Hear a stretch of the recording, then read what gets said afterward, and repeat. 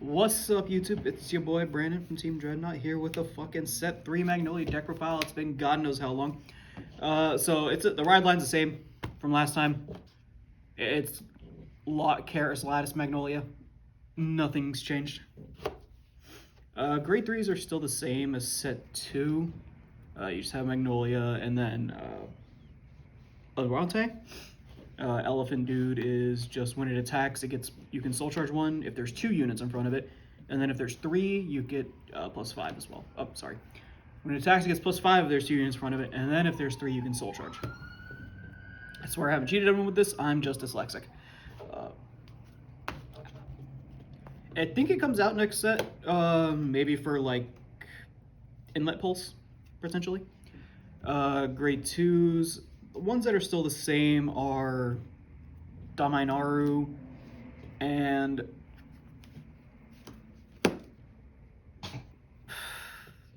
Ginosa. That's the name. I had a fucking brain lock there. Daminaru is still just on place, Soul Blast 1, choose unit, it gets +5. And then when it's targeted by your Vanguard's ability, it can attack from the back row as well. And then when he gets targeted by your Vanguard's ability, he also gets an additional +5.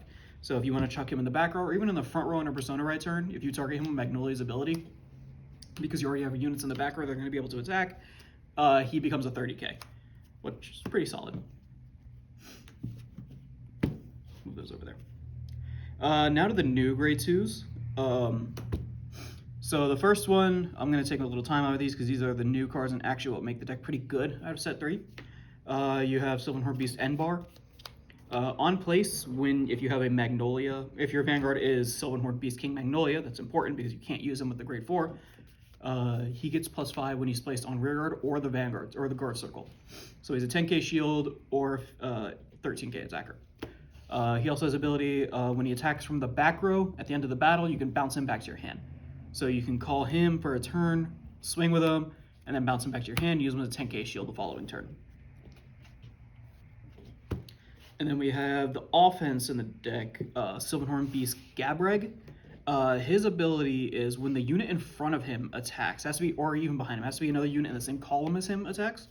You can Soul Blast 1, he gets power +10, and then you choose all of your opponent's units.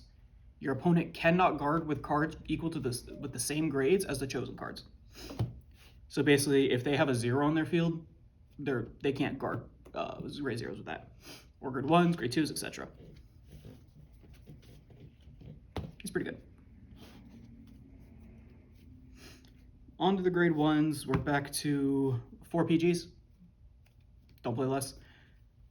Nothing's changed. I play 2 Prize Trident just for a little bit of soul help. You don't really go through a lot of counterblast in this deck so much as you do soul. This deck actually eats soul alive. So you want to use Prize Trident to give yourself a little bit of soul, especially on your Persona right turns when you're attacking so much. It can help with your Gabregs and your Daminarus. And then I only play 1 because I just had a filler spot. 1, In Search of an Ideal Far Away. You can target something and it gets +5 for every time one of your other units attacks. So on a Persona right turn, you can chuck it on, let's say, a Ginosa, and then you can use all the power that Ginosa gains, you can then pass to another unit using Ginosa's ability. It's pretty good, but I don't use it. It's not really necessary, so I just have it in as if I have it, cool. If I don't, it's really not that big of a deal. I just had a slot that I needed to fill. On to the grade 0s. We're still playing 3 Wild Intelligence. It's counterblast 1, mill the top 3 cards of your deck, call 1, then if your Vanguard is Sylvan Beast King Magnolia, call another one. It's pretty good. It's solid. It helps flood the field. Over trigger. Stoic AO1. Nothing's changed. We're now playing these new crits that go to soul to give another unit +2 at the end of battle they attacked. You don't really need it. Again, it's just for the soul in case you absolutely have to. So it's nice to have, but it's not absolutely necessary because those things are kind of expensive now. Another 2 crits to round it out to make it 6, and then 5 draw triggers. 4 of these will become the new 10k draws, or 3 of these will become the new 10k draws. And then because we're going to play fronts with the new Magnolia, and then 4 heals. It's pretty straightforward. Nothing really crazy about Magnolia. Just gets more consistent, more high power, which is kind of what the deck needed. It doesn't die so much to damage triggers anymore, and when it high rolls, it's really high rolling.